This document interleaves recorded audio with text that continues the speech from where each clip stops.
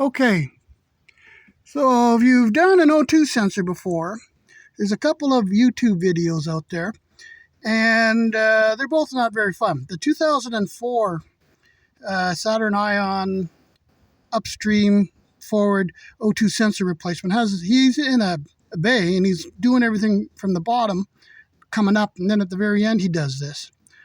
And then if you look at the one for 2007, well, 2006 and 2007, you see where my hand is? They put it there because it was more easy to get to. All the mechanics complained about it. But on 2003, 4, and 5, it's up front here. This is the upstream O2 sensor.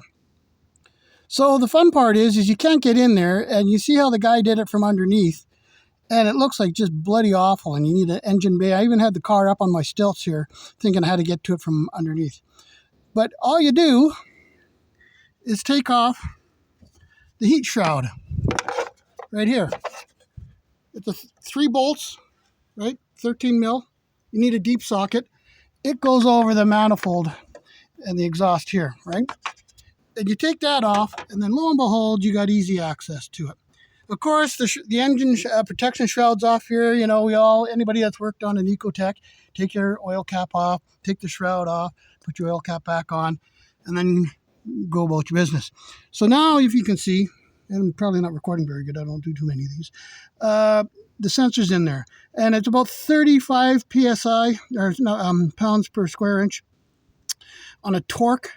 Or once you get it finger tight, do it up with a socket tight, and then do like an eighth to a quarter extra turn, and that's about the equivalent. And you do need the special O2 sensor socket right here.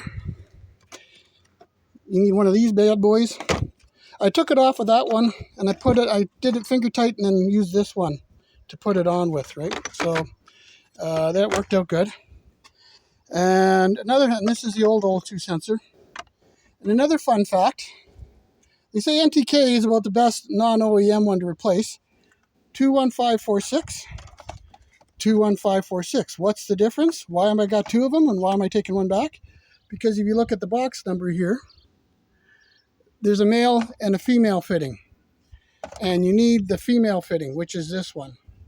So that extra number, that B2 Alpha 2 Charlie 2, Bravo 2 Alpha 2 Charlie 2, that means female, and that's the one you need for the upstream sensor on a 2005 ION.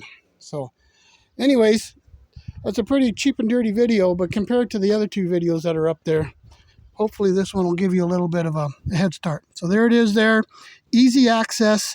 You can get a 3/8 drive on there, no problem. I had to use this, any kind of brake-free, this release all, WD-40, whatever penetrating oil you have. Soak the 3 bolts on the heat shield, 13 mil. And if you don't have one of those special sockets for your O2 sensor, get yourself a 22 mil wrench will get in there too, right? A little bit more of a pain in the arse to do with one of those, but it'll work. And you can double wrench it if you need to, which is, I think you can get fired on site for you doing the double wrenching, but I don't get paid for working on engines. So that's it. I hope this helps for anybody else that's got to do an upstream. That's a P0135 bank 1 circuit 1 O2 sensor error. It could be a heat sink, it could be whatever. I tried to cheat the first time with mechanic in the can and put some fuel additive to clean it. Got me through the winter. But then it triggered off again in the summertime here, and I thought, you know what, it's time to replace it. And the cheaper version with the wrong fitting was $20 cheaper, which I'm returning, and the more expensive version here in Canada was $100, and but it had the right female fitting on it. So if somebody gives you, if you're doing an upstream and you go to take apart, then you know that the other thing. Oh, one last thing. Here's right. Can you see this here?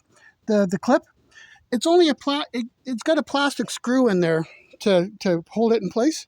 If you just muckle onto it and rip it out of place when you're ready to take it out, that's all you have to do. Because when you get the right fitting here, you'll see this here. You'll see it's got this little plastic threads in here, and you just push that back down. But to take it out, just get your fingers underneath there and yank it up. Give it a good yank and you're good. Hope this helps. Cheers.